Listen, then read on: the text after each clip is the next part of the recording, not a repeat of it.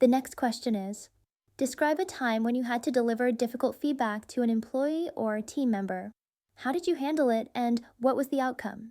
For more interview questions, please go to our website at mediate.com. Here's a good answer. In a previous role, I noticed one of my team members, who was typically a high performer, started missing deadlines and producing work that didn't meet our standards. This was affecting team morale and project progress. As their manager, it was my responsibility to address the issue promptly and ensure the team's overall performance was not impacted. I needed to provide constructive feedback in a way that was both direct and supportive. I approached the conversation carefully. Prepared in advance, I gathered specific examples of the issues, focusing on behaviors and outcomes rather than personal traits. Chose a private setting. I scheduled a one-on-one meeting to discuss the feedback in a confidential and respectful environment. Used a balanced approach. I started the conversation by acknowledging their previous contributions and strengths. Then, I shared my observations about their recent performance, using clear examples. Listened actively. I invited them to share any challenges they were facing, whether work-related or personal. Collaborated on a plan. Together, we identified steps they could take to improve and areas where I could offer additional support, such as adjusting workloads or providing resources. The team member appreciated the direct yet empathetic feedback. They shared that they had been dealing with personal issues and had not communicated them. We agreed on a plan to redistribute some of their responsibilities temporarily. Over the next month, their performance improved significantly, and they regained their confidence. The team also benefited from the renewed productivity. Why does this work? 1. Shows emotional intelligence, balances honesty with empathy, demonstrating your ability to handle sensitive situations tactfully. 2. Focuses on improvement, highlights a constructive approach rather than simply pointing out faults. 3. Emphasizes collaboration, reflects your ability to work with the employee to create a solution, building trust and respect. 4. Leads to positive outcomes, connects your actions to a successful resolution, showing impact. What you should avoid. 1. Avoid being too harsh. Saying something like, I told them their work wasn't good enough and that they needed to fix it immediately, lacks empathy and can damage trust. 2. Avoid generalizations. Feedback such as, you're not doing well, without specific examples comes across as unhelpful and vague. 3. Avoid ignoring their perspective. Not allowing the team member to share their side can make them feel unheard and undervalued. 4. Avoid delayed feedback. Waiting too long to address the issue can allow problems to escalate, leading to more significant challenges. Thanks for watching. For more tech interview questions, please go to our website at mediate.com. The next question is, how do you motivate a team during a challenging project with tight deadlines? For more interview questions, please go to our website at mediate.com. Here's a good answer. In my role as an engineering manager, my team was tasked with delivering a critical feature for a major client with an aggressive 3-week deadline. The project was demanding, and the team was already stretched thin due to other ongoing work.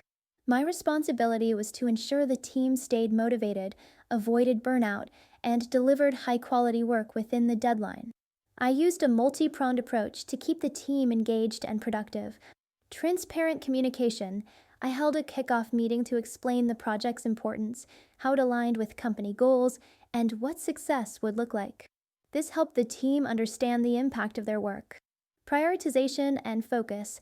I worked with stakeholders to deprioritize less urgent tasks and ensured team members had the bandwidth to focus on this project. Setting milestones. I broke the project into smaller, achievable milestones with clear deadlines. Celebrating the completion of each milestone gave the team a sense of progress and accomplishment. Empowerment. I encouraged team members to take ownership of specific parts of the project, giving them autonomy while offering support when needed.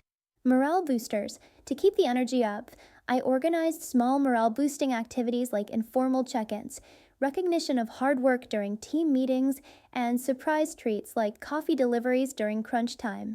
Supportive environment. I made myself available to remove blockers, listen to concerns, and ensure that everyone had the resources they needed to succeed. The team not only delivered the feature on time, but also exceeded expectations in terms of quality. The client was impressed, and the project became a showcase for best practices in cross-functional collaboration. The team felt a sense of accomplishment and was energized to tackle the next challenge. Why does this work? 1. Demonstrates leadership, shows how you inspire and manage people effectively, even in high-pressure situations. 2. Focuses on actionable strategies, highlights specific steps you took to motivate and support the team. 3. Connects to business outcomes, links motivation techniques to tangible results like meeting deadlines and exceeding client expectations. What you should avoid. 1. Avoid overpromising results. Don't claim that everything was perfect or flawless without acknowledging challenges. This can make your story seem unrealistic. 2. Avoid micromanaging. Avoid statements like, "I monitored everyone's work closely," as this suggests a lack of trust in your team. Highlight empowering actions instead. 3. Avoid ignoring burnout risks. Don't focus solely on deadlines without mentioning how you mitigated stress or supported the team's well-being. 4. Avoid generic statements. Saying, "I just told the team to work hard and stay focused" lacks depth. The interviewer wants to see detailed, thoughtful strategies. Thanks for watching. For more tech interview questions, please go to our website at mediate.com. The next question is, tell me about a time when you had to improve team performance. What steps did you take and what was the result? For more interview questions, please go to our website at mediate.com. Here's a good answer. In one of my previous roles as a team manager, I took over a team that was struggling with meeting deadlines and delivering high-quality code. Morale was low, and there was a lack of accountability and clear ownership of tasks. This led to missed deadlines, rework, and frustration within the team. My primary goal was to identify the root causes of the performance issues, implement strategies to improve the team's output, and create a more collaborative and motivated work environment. I approached the problem methodically. I started by conducting individual meetings to understand each team member's challenges, goals, and perspectives. This revealed issues with unclear expectations, a lack of skill alignment, and inefficient workflows. I redefined roles within the team to ensure everyone understood their scope and how they contributed to the larger goals. I introduced agile practices such as daily stand-ups and bi-weekly sprint planning to improve transparency, prioritize tasks, and break down projects into manageable pieces. Based on the assessment, I organized targeted training sessions and encouraged knowledge sharing through pair programming and regular tech talks. I established a culture of frequent feedback, recognizing achievements both big and small. I also set up quarterly one-on-ones to discuss career growth, which boosted engagement. To track progress, I implemented key performance indicators, KPIs, such as sprint velocity, defect rates, and lead time for delivering features. Within 3 months, the team's sprint velocity improved by 30%, defect rates dropped by 40%, and we consistently met our deadlines. Morale also improved significantly, with team members expressing more enthusiasm and ownership in their work during retrospectives. The changes led to a stronger team dynamic and a more productive, efficient workflow. Why does this work? 1. Highlights leadership skills, demonstrates a proactive, structured approach to addressing team issues. 2. Focuses on impact, provides measurable results to showcase the effectiveness of the changes. 3. Shows emotional intelligence, acknowledges the importance of morale and individual contributions in team performance. What you should avoid. 1. Avoid blaming individuals or previous management for poor performance. 2. Don't use vague language like, "I just motivated them," without describing specific actions. 3. Don't neglect to mention measurable results. Show how your actions made a difference. Thanks for watching. For more tech interview questions, please go to our website at mediate.com. The next question is, describe a time when you had to mediate a conflict within your team. How did you handle it, and what was the outcome? Here's a good answer. In my previous role as an engineering manager, two senior developers on my team had a conflict over the design approach for a critical project. One preferred a faster implementation with minimal upfront design, while the other advocated for a more robust, long-term architecture. The disagreement started impacting team morale and delayed progress. As the manager, it was my responsibility to resolve the conflict quickly while ensuring that the team could move forward productively and without lingering tension. I took the following approach. 1. I scheduled one-on-one meetings with each developer to hear their perspectives, understand their motivations, and let them express their concerns in a non-confrontational setting. 2. I emphasized that both approaches had merit, but that the primary goal was to balance short-term deliverables with long-term maintainability. 3. I brought the two developers together for a mediated discussion. I encouraged them to present their proposals to the team, focusing on the pros and cons of each. 4. I guided the discussion towards a compromise by asking how elements of both approaches could be integrated.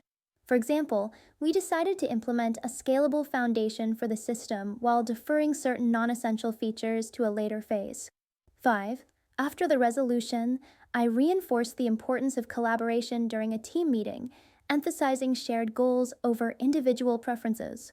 The team adopted a hybrid approach that satisfied both developers. The project was delivered on time and met performance requirements. More importantly, the experience strengthened the team's dynamics. Both developers later commented that they appreciated the opportunity to work through the conflict and gained a better understanding of each other's perspectives. The overall morale of the team improved, and they became more open to constructive debates in future projects. Why does this work? 1. Leadership and mediation skills. You show an ability to handle interpersonal conflicts constructively. 2. Empathy and active listening. Highlighting one-on-one discussions shows you value individual input. 3. Problem solving. You navigate a compromise that balances technical and business needs. 4. Team cohesion. You prioritize maintaining strong team relationships beyond just solving the immediate issue. What you should avoid. 1. Taking sides. Avoid framing your actions as favoring one party over the other, which could alienate team members. 2. Ignoring the root cause. Acknowledge and address the underlying dynamics to prevent future conflicts. 3. Downplaying the issue. Dismissing conflicts as minor could make you appear disconnected from team dynamics. Thanks for watching. For more tech interview questions, please go to our website at mediate.com. The next question is, how do you ensure alignment between your team's goals and the overall organizational objectives? For more interview questions, please go to our website at mediate.com. Here's a good answer. In my previous role as an engineering manager, the company was shifting its focus toward cloud-native solutions to meet market demand. However, my team was heavily focused on maintaining legacy systems, which created a misalignment with the broader company strategy. As the manager, I was responsible for ensuring that my team's efforts aligned with the company's new priorities without disrupting ongoing operations or morale. To align my team with the organization's objectives, I took the following actions. I met with leadership to fully understand the company's objectives and timelines for transitioning to cloud-native solutions. I evaluated our current projects and the team's skill sets to determine which legacy tasks were critical and which could be deprioritized. During a team meeting, I explained the company's strategic shift and how it would impact our team. I focused on the benefits for the company and individual growth opportunities, ensuring the team understood the why behind the change. I worked with my team to define new OKRs, objectives, and key results that incorporated both legacy system maintenance and cloud-native development milestones. I organized training sessions and provided access to online courses on cloud-native technologies to upskill the team. Throughout the transition, I conducted bi-weekly check-ins to monitor progress, address challenges, and ensure we stayed aligned with organizational goals. Within 6 months, the team successfully completed a phased handoff of legacy system maintenance to another department, freeing up bandwidth to focus on developing a cloud-native platform. This platform became a cornerstone of the company's new product offerings, contributing to a 20% increase in revenue. The team felt more engaged because they saw how their work directly impacted the company's success and their career growth. Why does this work? 1. Demonstrates strategic thinking, shows your ability to connect team goals with broader company objectives. 2. Highlights communication skills, explains how you effectively communicated the vision and gained buy-in. 3. Focuses on team development, demonstrates a commitment to team growth and adaptability. 4. Provides measurable results, includes tangible outcomes like revenue growth and team morale improvements. What you should avoid. 1. Avoid vague statements. Simply saying, "I made sure my team aligned with company goals," without examples of how you achieved this adds little value. 2. Avoid focusing only on top-down directives. A response like, "I told my team to follow leadership's orders," shows a lack of initiative and undermines your role in fostering alignment. 3. Avoid neglecting team morale. Ignoring the impact of change on the team, such as saying, "We just stopped working on legacy systems," suggests poor change management. 4. Avoid missing the big picture. Failing to link team actions to organizational success could make your response appear overly narrow or disconnected. Thanks for watching. For more tech interview questions, please go to our website at bowsy8.com.